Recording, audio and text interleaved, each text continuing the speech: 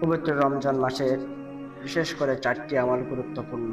রাসূলুল্লাহ সাল্লাল্লাহু আলাইহি ওয়াসাল্লাম রমজানের মহিমা ও উদ্দেশ্য তুলে ধরতে গিয়ে যে গভীর তাৎপর্যপূর্ণ নির্দেশনা দিয়েছেন তার অন্যতম হলো এই মাসে চারটি বিষয়ে অধিক মনোযোগী হওয়ার আহ্বান।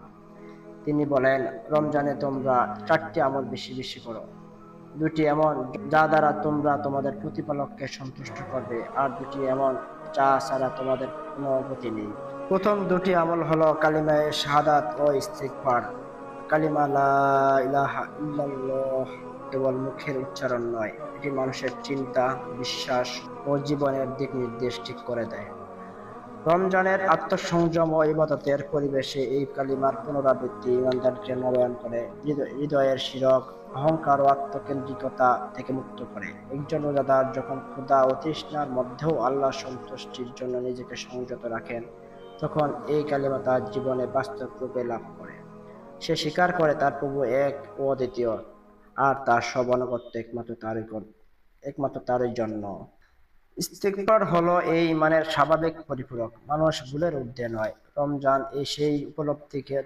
সেই উপলব্ধিকে গভীর করে তোলে। দীর্ঘ সিয়াম, নীরব রাতের কিয়াম ও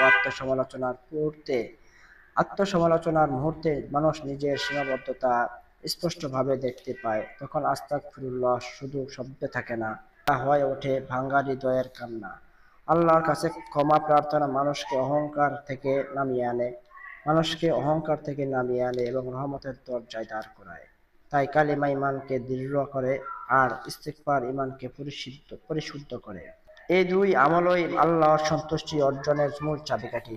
এরপর রাসূল সাল্লাল্লাহু আলাইহি ওয়াসাল্লাম উল্লেখ করেছেন আরো দুটি আমলের কথা, যেগুলো ছাড়া মানুষের কোনো উপায় নেই: জান্নাত কামনা করা এবং জাহান্নাম থেকে আশ্রয় চাওয়া।